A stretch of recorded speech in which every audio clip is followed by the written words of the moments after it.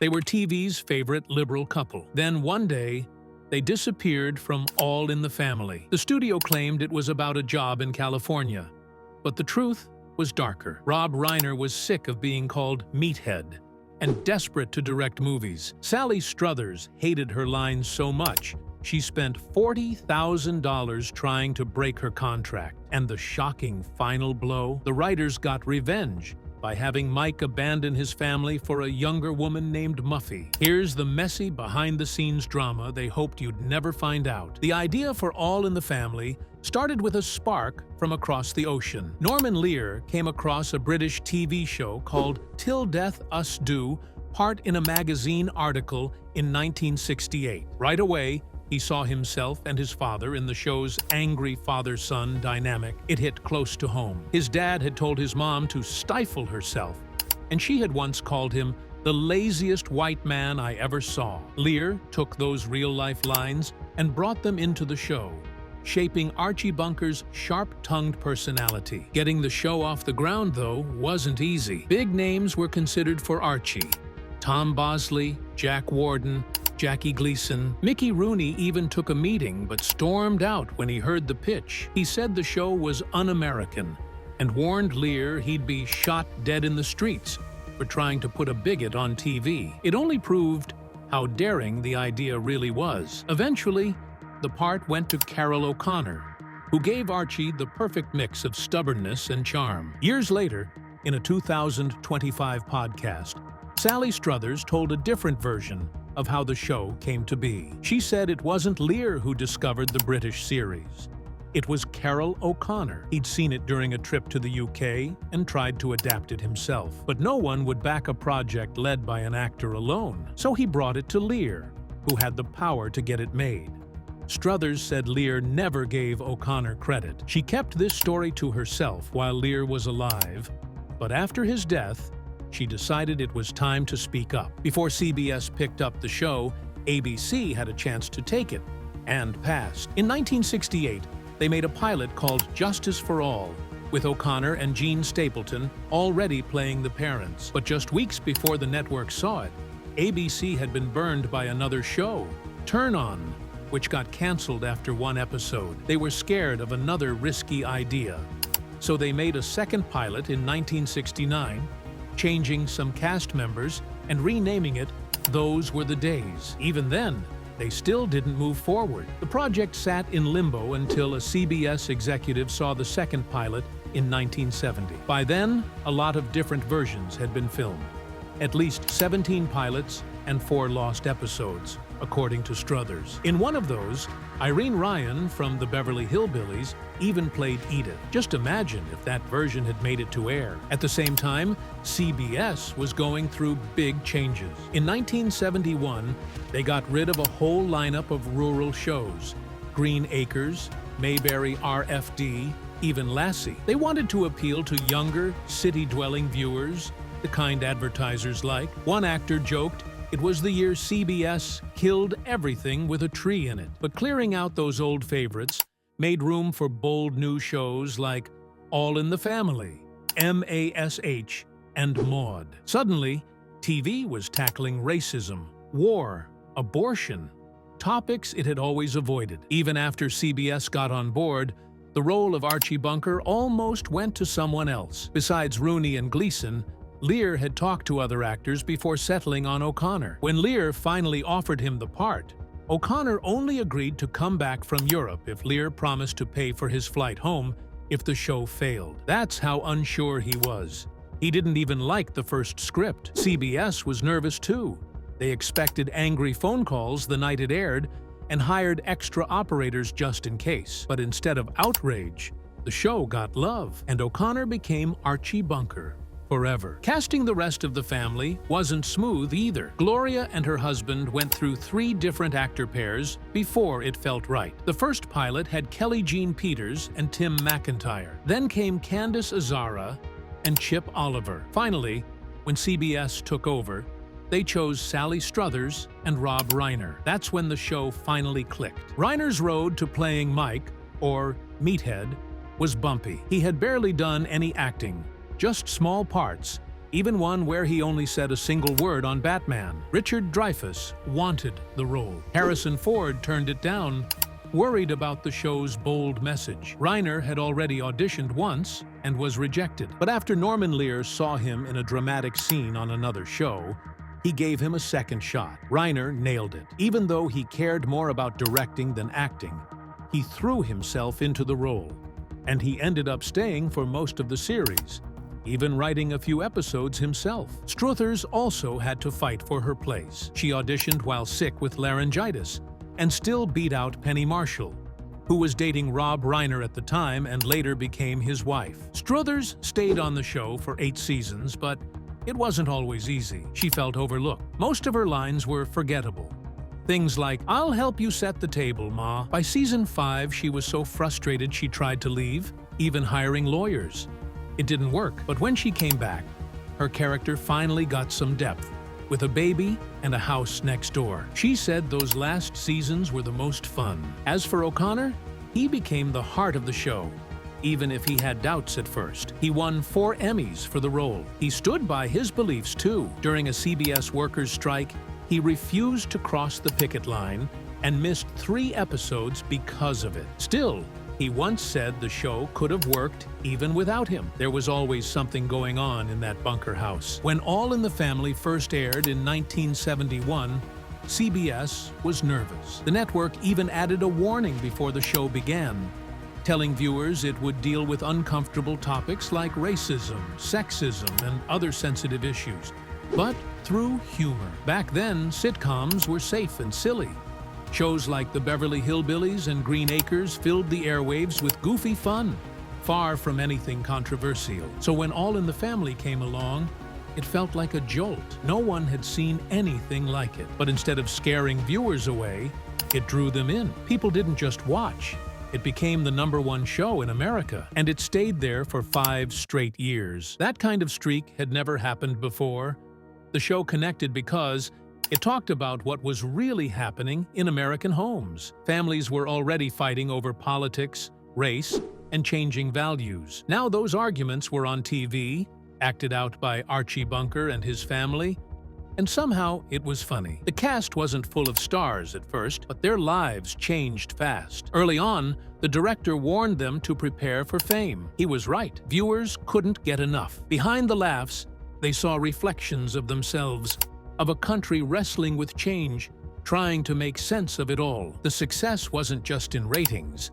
At the Emmy Awards, the show made history. It won 6 major Emmys in one night, including top writing awards. That kind of clean sweep rarely happens, and it wasn't a one-time fluke. All in the Family went on to win the award for Outstanding Comedy Series 4 years in a row. That put it in an elite club with only a few other comedies in TV history. People in the industry were paying attention. The show wasn't just popular, it was respected. A big reason for that respect was Carol O'Connor, who played Archie Bunker. At first glance, Archie seemed like a loud-mouthed bigot stuck in the past. But O'Connor gave him depth. He made Archie human. Viewers could see his fear and confusion about a world that was moving too fast for him. O'Connor once said the world was painful for Archie, and that's what made him funny. You could laugh at his stubbornness, but you also understood where it came from. Some episodes showed Archie's softer side. In one, he got drunk and talked about how hard his childhood had been. In another, he accidentally joined a hate group, then walked away in disgust once he realized what they were. There was even a moment where he honored a Jewish friend's memory, showing real emotion. These weren't just jokes anymore. This was a character growing in front of our eyes. That growth wasn't limited to Archie. The show itself pushed boundaries. It dared to talk about things that other shows avoided, and it did it in a way that made people think, even while they laughed. One TV historian said there was television before Norman Lear, and television after. Lear, the creator of the show, didn't just want laughs. He wanted to make a point, and he did. The show's boldness sparked spin-offs like Maude, The Jeffersons, and Good Times, which all explored serious topics with humor. Even museums took notice. Archie and Edith's chairs ended up in the Smithsonian, recognized as important pieces of American culture. That's how much the show mattered. But it might never have happened without one key figure, Fred Silverman. He was a young programming executive at CBS with an incredible instinct for what people wanted to watch. They called it his golden gut. While others were afraid of All in the Family, Silverman saw something special. He fought to get it on the air. He also made sure it got a prime Saturday night slot, which helped it reach more people. And most importantly, he didn't interfere. He let Norman Lear create the show he believed in. Looking back, Silverman said he was proud to be part of something that changed television, and he was right. All in the Family wasn't just another sitcom, it was a turning point. It made people laugh, made them uncomfortable, and made them think. And that mix, truth, pain, and humor, is what made it unforgettable. Sally Struthers, who played Gloria on All in the Family, spent years feeling trapped by her role. Episode after episode, she found herself saying the same kinds of lines, offering to set the table, asking where Michael was going, or telling her father to stop it. She joked that if the writers didn't know what to do with her, they just had her walk upstairs to wash her hair. It frustrated her deeply. While Carol O'Connor's character, Archie Bunker, had depth and storylines that explored his past and beliefs, Gloria stayed flat. Struthers believed the writers, who she described as older and brilliant, just didn't know how to write for a young woman. As early as 1972, she asked them to consider having Gloria get a job to help the family. She thought it could lead to new, funny stories, but nothing changed. Eventually, her frustration became too much. After 5 seasons, she took a big risk and tried to break her contract. She spent $40,000, an enormous amount at the time, on legal fees to try and leave the show, but she lost the case. She was required to stay on for 3 more seasons.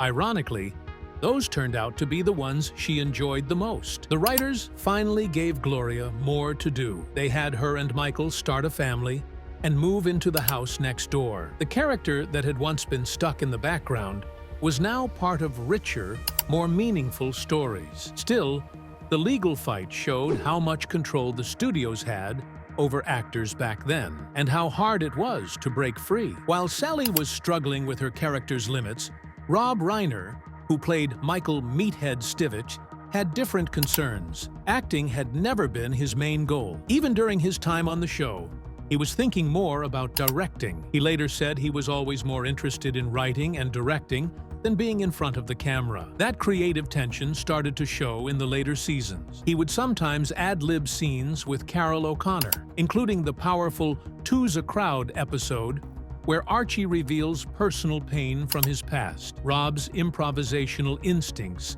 clashed with the writer's plans, but they also brought a raw energy to certain moments. Outside of the show, Reiner was trying to break away from the Meathead image. The nickname stuck with him long after the series ended. Even decades later, strangers would shout it at him in public. It frustrated him. He didn't want to be defined by that one role. So when CBS offered a spin-off called Gloria, he refused to return. The writers explained his absence by saying Michael had left Gloria and their son Joey to live in a California commune with a girl named Muffy. It was a strange exit, but it gave Reiner space to follow his true calling. He went on to direct classics like Stand By Me, The Princess Bride, and When Harry Met Sally, films that showed the range he never got to explore on television. Interestingly, the political arguments between Archie and Michael didn't just stay on screen. Though Carol O'Connor was a liberal in real life, he believed Archie needed to be portrayed with care. He often argued with the show's creator, Norman Lear, saying Archie shouldn't be shown as purely hateful. He wanted audiences to see Archie as flawed, yes, but also human. Reiner, on the other hand, was outspoken and progressive. Raised in Hollywood by his famous father, Carl Reiner, their real-life differences added tension to their scenes, but also authenticity. That friction made the show feel real. It helped people on both sides of the political divide see themselves in the characters, even when they didn't agree with them. Meanwhile, the relationship between Gloria and Michael changed as the show went on. At first, they were just a young married couple living in her parents' house. They argued over little things, like Michael sitting in Archie's favorite chair, or eating too much food. But when baby Joey was born, things shifted. Gloria, overwhelmed by motherhood, had less time for Michael. They struggled to keep their connection alive while raising a child under Archie's roof. Eventually, they got their own place. George Jefferson, wanting to bother Archie, offered them his old house next door at a cheap price. Archie thought he was finally getting rid of them, until he realized they'd be living right next door. The move gave Gloria more room to grow. She wasn't just Archie's daughter or Michael's wife anymore. She could finally explore who she was. For Sally Struthers, this was a welcome change. The character had more freedom, more storylines, and a stronger voice. That voice became more feminist as the series went on. At first, Gloria was often caught in the middle, torn between her father's old-school views and her husband's progressive ideals. But over time, she became more confident in her own beliefs. She started advocating for women's rights and supporting causes that mattered to her. It wasn't always easy. Her upbringing clashed with her new ideas, but her evolution felt real. Like many women in the 1970s, Gloria was figuring things out, trying to balance tradition with a desire for change. Eventually, this growth created tension in her marriage. When they moved to California, Michael became more focused on his academic career, and Gloria felt left behind. Their relationship began to unravel. Michael's academic path had always been central to his character. He started the show as a student and worked hard to become a college professor. That ambition gave him and Gloria the chance to move out. But once they settled into their new life, Michael's priorities shifted. He spent more time with fellow professors and less time with his family. Things got worse when he and Gloria staged a nude protest against a nuclear power plant. The stunt got him fired, bringing his career to a crashing halt. All his hard work gone in an instant. One of the most emotional turning points for Michael came with the Beverly LaSalle storyline. Beverly was a drag performer introduced when Archie unknowingly saved her life. She became a family friend and appeared in a few episodes. Then, just before Christmas, Beverly was brutally attacked and killed in a hate crime. Michael was with her and survived, but the event shook him and the rest of the family. Edith questioned her faith, asking how God could allow such a thing to happen. For Michael, it was a moment that brought his ideals into harsh focus. He had always believed in tolerance and justice, but now he saw the cost of hate up close. It added depth to a character that had often been seen as just the liberal counterpoint to Archie. When Rob Reiner left All in the Family in 1978, it wasn't because of any drama or bad blood. He had spent 7 years playing Michael Meathead Stivic, but deep down, he always wanted to direct movies. His father, Carl Reiner, was a famous director and comedian, so that world had always been familiar. Even during the show's run, Rob had tried directing a few episodes himself. It gave him a taste of what was possible behind the camera. So, once his contract ended, he didn't hesitate. He stepped away and went all in on directing. Not long after, he made This Is Spinal Tap, which became a cult hit. Then came Stand By Me and The Princess Bride. Both were huge successes. And suddenly, Rob Reiner wasn't just Meathead anymore. He was one of the most exciting directors in Hollywood. Eventually, he started his own film company, Castle Rock Entertainment, and his decision to leave TV behind made perfect sense. Sally Struthers, who played Gloria, had her own reasons for moving on. She had been feeling boxed in by her role for a long time. Even back in the early 70s, she was already frustrated. Gloria wasn't growing much as a character, and Sally wanted more. She wanted Gloria to have a job, to be more independent, to be someone other than just Archie's daughter or Mike's wife. By 1974, things had gotten so bad that she tried to get out of her contract altogether. She felt stuck, like she wasn't being taken seriously as an actress. She wanted to take on dramatic roles, not just play the funny daughter-in-law. She once said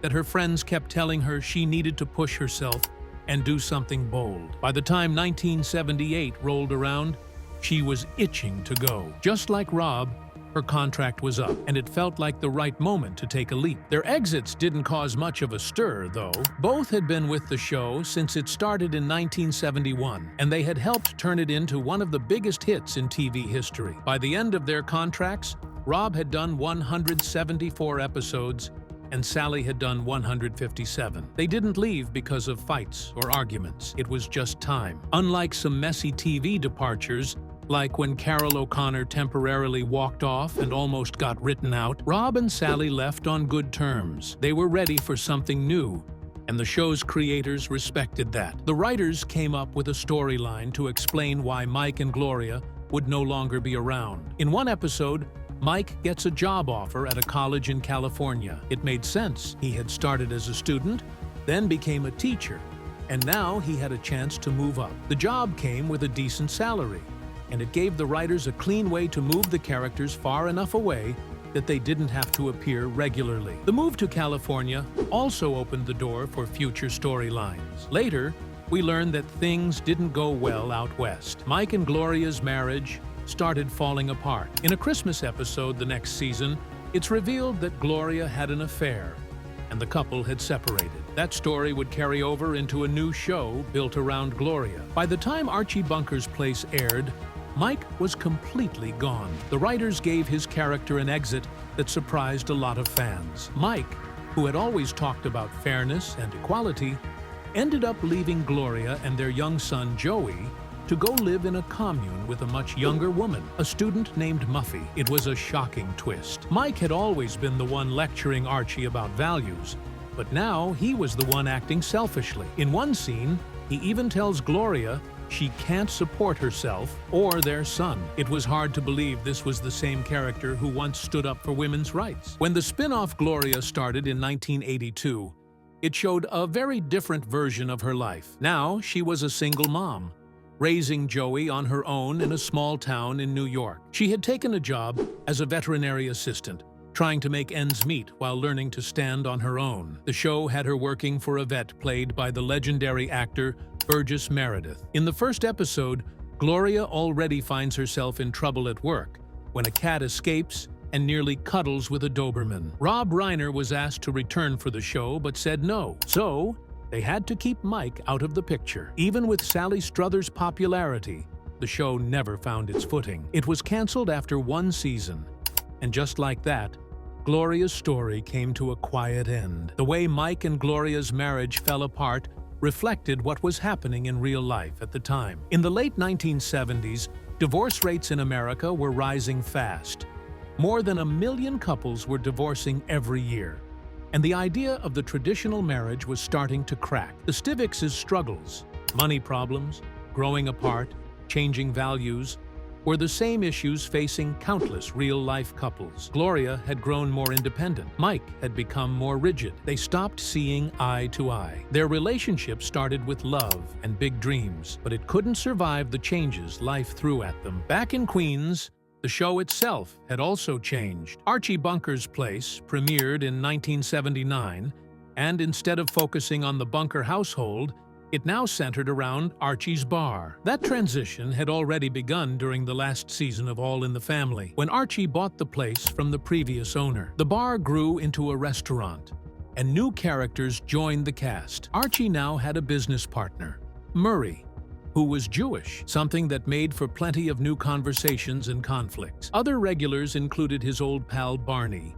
a blind teacher named Mr. Van R., and a few more familiar faces from the neighborhood. One major new addition was young Stephanie Mills, a 10-year-old girl Archie and Edith took in after her father abandoned her. She was Edith's step-cousin's daughter, and she quickly became part of the family. Eventually, the show had to address one more loss: the departure of Jean Stapleton, who played Edith. In the second season of Archie Bunker's Place, they revealed that Edith had died of a stroke. It was a sad but necessary turn that left Archie alone, trying to figure out how to move forward without her. And so, what started as a sharp, controversial comedy about a working-class family in Queens slowly evolved into something else entirely. A story about change, loss, and the way time pulls even the closest families in different directions. After 7 seasons, Rob Reiner and Sally Struthers wanted to move on from All in the Family. They didn't want to be tied to their characters anymore, but Carol O'Connor and Jean Stapleton had a different path. Their connection to the show didn't end so easily. O'Connor played the loud, narrow-minded Archie Bunker, but in real life, He was actually liberal. When the show ended after 9 seasons, he wasn't ready to let go. He kept playing Archie in a spin-off called Archie Bunker's Place. That show ran for 4 more years, and O'Connor was earning $200,000 per episode. Huge money back then. Later, he reinvented himself as a small-town police chief in the Heat of the Night, which became another hit. Jean Stapleton, who played Edith, had a different story. She won awards for her role, but she didn't want to be stuck as Edith forever. She only came back for a few episodes in the spin-off before walking away. The writers explained her absence by saying Edith died of a stroke. In interviews, Stapleton admitted she didn't like being called Edith on the street. She would stop people and say, "Please call me Jean." Before the show, she had trained in theater and loved musicals. She had dreams of doing more stage work after All in the Family. In 1982, she took on a very different role, Eleanor Roosevelt, in a TV film. Her performance got award nominations again, and she later turned it into a one-woman show.